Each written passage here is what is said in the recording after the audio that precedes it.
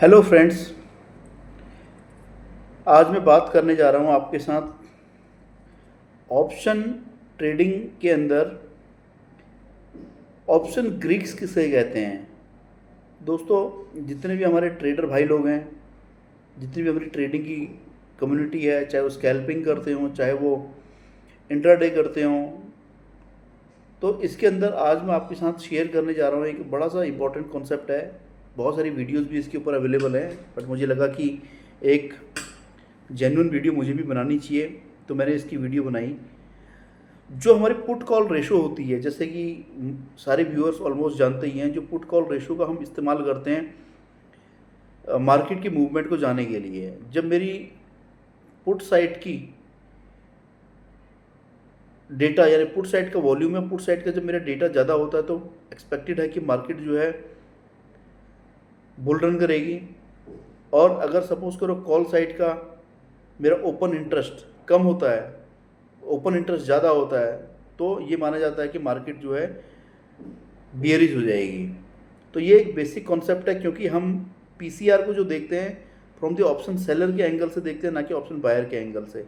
तो option buyer को उसको रिवर्स कर देना चाहिए, तभी उसको इस चीज़ को समझ पाएगा। तो जितनी ज़्यादा ऑप्शन में पुट साइड में ओआई ज़्यादा होगी, उतनी ज़्यादा जो है मार्केट जो है चांसेस होते हैं कि ऊपर जाएगी।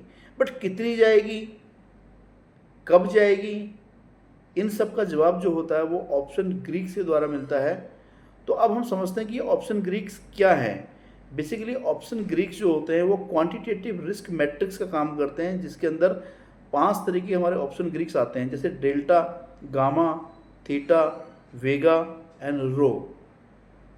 सो ये जो ऑप्शन ग्रीक्स होते हैं ये मेजर करते हैं सेंसिटिविटी की, जो अंडरलाइंग प्राइस है मेरी स्टॉक की, उसके टाइम को और उसकी वोलेटिलिटी को मेजर करते हैं, सेंसिटिविटी को मेजर करते हैं। ये सेंसिटिव सेंस देते हैं कि हमारा कब बढ़ेगा प्राइस, कब घटेगा मेरा price with respect to change in underlying assets. So और साथ साथ में ये हमें रिस्क को भी प्रिडिक्ट करने में और ऑप्शन प्रीमियम के चेंज को भी समझने में हेल्प करते हैं।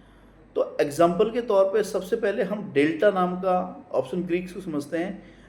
Option delta basically measure sensitivity to price change in the underlying asset. Example के तौर पर मैं अगर ये बोलूँ कि 0.50 डेल्टा अगर है स्टॉक का ऑप्शन में, तो उसका मतलब क्या है? इसका मतलब है कि अगर ऑप्शन प्राइस मेरी मूव करेगी 0.50 for every 1 rupee move in A stock, यानी कि अगर डेल्टा 0.50 है तो इसका मतलब 1 रुपये मेरा स्टॉक मूव करेगा। दूसरा होता है gamma. Gamma measures the rate of change of delta, यानी गामा डेल्टा के चेंज को बताता है। Example, for $1 change in underlying assets it indicate how quickly delta will change. ये डेल्टा को बताता है कि डेल्टा कितनी जल्दी चेंज होगा। डेल्टा क्या बताता है? डेल्टा ये बताता है कि मेरा प्रीमियम में कितना चेंज होगा 1 रुपये चेंज होने में स्टॉक के अंडरलाइंग में। तीसरा हमारा होता है theta. Theta measures the time decay और how much value of option loses each day as expiration approaches. Friends, time value of money का फाइनेंशियल मैनेजमेंट के अंदर बहुत ही इंपॉर्टेंट कॉन्सेप्ट है, बिकॉज जैसे जैसे टाइम हम एक्सपायर होता रहता है और ऑप्शन की एक्सपायरी के आसपास हम आते रहते हैं, तो जो ऑप्शन प्रीमियम होता है और ऑप्शन की जो प्राइस होती है वो कम होती जाती है बिकॉज ऑफ टाइम डिके। क्योंकि यहाँ पे कहीं ना कहीं जो सेलर होता है उसकी पैसा इन्वेस्ट हुआ होता है और वो इंटरेस्ट पे करता है, तो वो अपना इंटरेस्ट लेता रहता है, जिसकी वजह से क्या होता है कि थीटा डिके हो जाता है और हमारे ऑप्शन प्रीमियम की प्राइस नियरेस्ट टू एक्सपायरेशन हमारी कम होती रहती है। वही उसका फ़ायदा होता है जो उसको फिक्स अमाउंट मिलता ही मिलता है। तो थीटा का मतलब ये होता है कि टाइम डिके, जितना जितना टाइम हम एक्सपायरी के आसपास पहुंचते जाते हैं ऑप्शन में, चाहे कॉल हो या पुट हो, तो हमारी ऑप्शन की प्रीमियम और उसकी प्राइस कम होती रहती है। फिर होता है vega. Vega measure sensitivity to implied volatility changes. For example 1% increase in volatility changes the option price by vega amount. Last में हमारे पास होता है रो।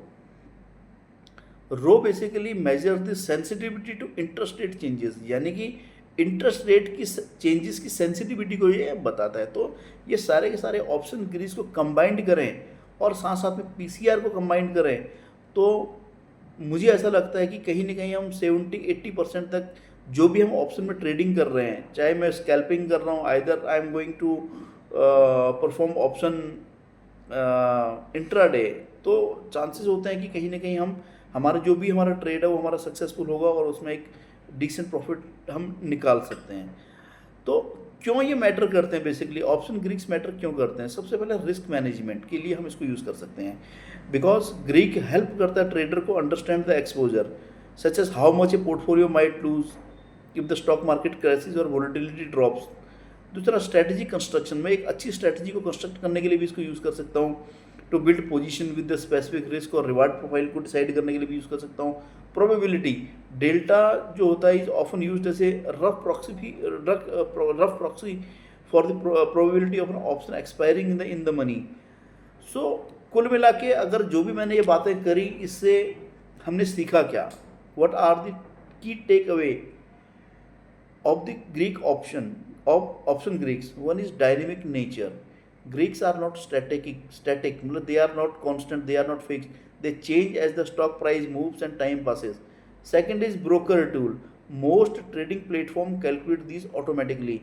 So traders focus on interpretation rather than calculation. तो ये बेसिकली ये टूल्स होते हैं ऑटोमेटिकली अपनी कैलकुलेट निकालते रहते हैं। आज के भी जीरोदा है, एंजल ब्रोकिंग है, या और भी जितने भी हमारे ऑनलाइन ट्रेडिंग के प्लेटफॉर्म है, वहाँ पे उनके पास इनबिल्ट सॉफ्टवेयर होता है। वो थीटा भी, वेगा भी, OI भी, और OI चेंज इन परसेंटेज सब कुछ निकाल के रखता है आपके लिए। But your job is to interpret the data and take the appropriate decisions as per your risk appetite and reward and risk ratio, whatever you used to take. And finally, interdependence. So these forces work together. ये सारे आपस में मिल के काम करते हैं, comprehensively they work together. For example, gamma influence the delta and both are influenced by time. सो दोस्तों, ये एक छोटी सी जानकारी मेरे को लगा शायद मुझे इस पर वीडियो बनानी चाहिए, क्योंकि बहुत सारे हमारे जितने भी मेरे इंटरडे भाई लोग हैं, तो उनके लिए शायद बेहतर रहेगा रैंडमली आप कोई ट्रेड मत लीजिए। बेहतर है कि एनालिसिस करके PCR को देखते हुए, ओपन इंटरेस्ट को देखते हुए और कॉम्प्रिहेंसिवली ये जितने भी मैंने ऑप्शन ग्रीक्स पर इनको मानते हुए आप ट्रेड लीजिए। मुझे इस बात का विश्वास है कि आपका ट्रेड सक्सेसफुल होगा और आप लॉस करने से बच जाओगे। तो दोस्तों, उम्मीद है आपको मेरा इस ऑप्शन ग्रीक्स की सीरीज़ पसंद आई होगी, और अगर आपको पसंद आई है तो प्लीज़ मेरे चैनल को सब्सक्राइब कीजिए, इसको शेयर कीजिए और इसको आगे बढ़ाइए, ताकि मैं और भी बेहतर वीडियो आपके सामने ला सकूं। तो दोस्तों, इस हफ्ते के लिए यही मेरी लास्ट वीडियो है आज की। अगली वीडियो में हम फिर मिलेंगे, तब तक के लिए धन्यवाद। नमस्ते दोस्तों।